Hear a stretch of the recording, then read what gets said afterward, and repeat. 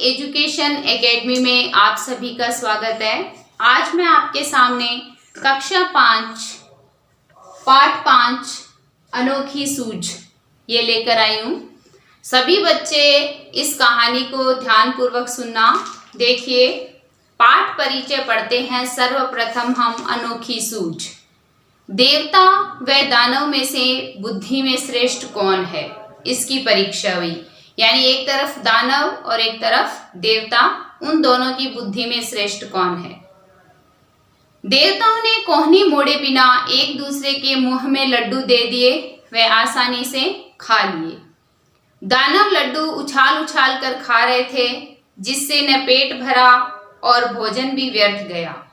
इस प्रकार बुद्धि में देवता श्रेष्ठ सिद्ध हुए। तो एक समय की बात है, बात पुराने जमाने की है। उन दिनों देवताओं और दानवों में युद्ध होता था। दोनों पक्ष मिलकर एक प्रजापति के पास गए। प्रजापति माने ब्रह्मा और युद्ध माने लड़ाई। वहां जाकर बोले, मान्यवर, हम दोनों आपकी ही संतान हैं। बताइए कि हम दोनों में बुद्धि में कौन बड़ा है। उनकी बात सुनकर प्रजापति मुस्कुराए, यानी ब्रह्मा जी जो है वो मुस्कुराए।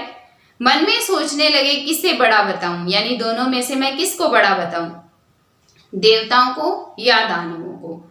देवताओं को बड़ा बताता हूं तो दानव नाराज होते हैं, और दानवों को बड़ा बताता हूं तो देवता नाराज होते हैं। हो सकता है तब दोनों में आपस में लड़ने लगे या लड़ाई हो जाए। बड़ा टेढ़ा प्रश्न था। ठीक है, बड़ा बताएं तो किसे बताएं। कुछ सोचकर वे बोले, इसका उत्तर कल दूंगा।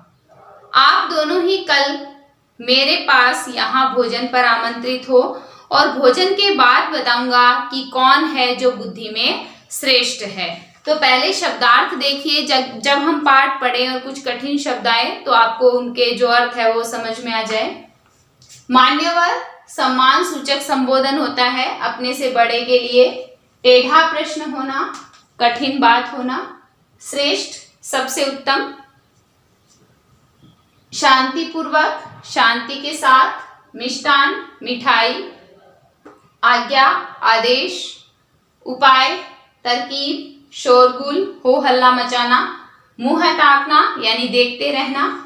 टूट पड़ना, झपटना, चूर चूर होना, बिखर जाना, सहकार, मिलजुल कर, सूझबूझ, तरकीब। फिर देखिए क्या हुआ। दूसरे दिन दोनों पक्ष भोजन के लिए पहुंचे, यानी ब्रह्मा जी ने देवों को भी बुलाया और दानवों को भी बुलाया।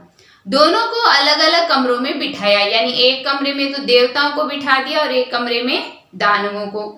वहां मिष्टान से भरे थाल भिजवा दिए, यानी जिसमें मिठाई रखी हो वो दोनों अलग अलग थाल भिजवा दिए। प्रजापति दानवों के कमरे में गए। उन्होंने कहा, आप लोग भोजन करें, शर्त यह है कि कोहनी को बिना मोड़े भोजन करना है।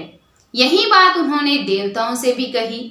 प्रजापति की बात सुन दोनों परेशान हुए कि भाई कोहनी को मोड़े बिना भोजन कैसे कर सकते हैं। वे एक दूसरे का मुंह ताकने लगे, यानी एक दूसरे को देख रहे थे। समस्या थी कि खाएं तो खाएं कैसे, यानी इस भोजन को हम कैसे खाएं। कोहनी नहीं मुड़नी चाहिए, भोजन भी नहीं बचना चाहिए, प्रजापति की आज्ञा का भी पालन होना चाहिए। ये 3 प्रश्न थे और ये तीनों प्रश्न उनको हल करने थे। देवताओं ने एक उपाय सोचा, जैसे युक्ति सोचते हैं ना, प्लान। कमरे के किवाड़ बंद किए, आमने सामने बैठ गए, लड्डू उठाकर एक दूसरे के मुंह में देने लगे, यानी ऐसे मुंह में देने लगे और कोहनी भी मुड़ी नहीं। कुछ देर में थाल जो है वो साफ हो गया, सारे लड्डू समाप्त हो गए। न हो हल्ला न शोरगुल। देवताओं ने शांतिपूर्वक भोजन किया। उसके बाद में देखो, दानव अपने कमरे में परेशान थे। सोचने लगे, बेकार ही यहाँ आए, नहीं आते तो यह परीक्षा तो नहीं देनी पड़ती, आ ही गए तो परीक्षा तो देनी ही पड़ेगी। दानवों ने भी किवाड़ बंद किए। लड्डुओं के थाल पर टूट पड़े, लड्डू लेकर ऊपर उछालने लगे। लड्डू जब नीचे आते तो मुंह खोल लपकते, लड्डू जमीन पर गिरते और चूर चूर हो जाते। कमरे से हो की आवाजें आती रही। चीखते चिल्लाते लड़ते झगड़ते रहे। सारी स्थिति स्पष्ट थी। प्रजापति ने कहा, देवता ही श्रेष्ठ हैं। जानते हो क्यों? इसलिए कि उन्होंने सहकार की भावना से काम किया, यानी मिलजुल कर उन्होंने काम किया। खुद भी खाओ और दूसरों को भी खिलाओ।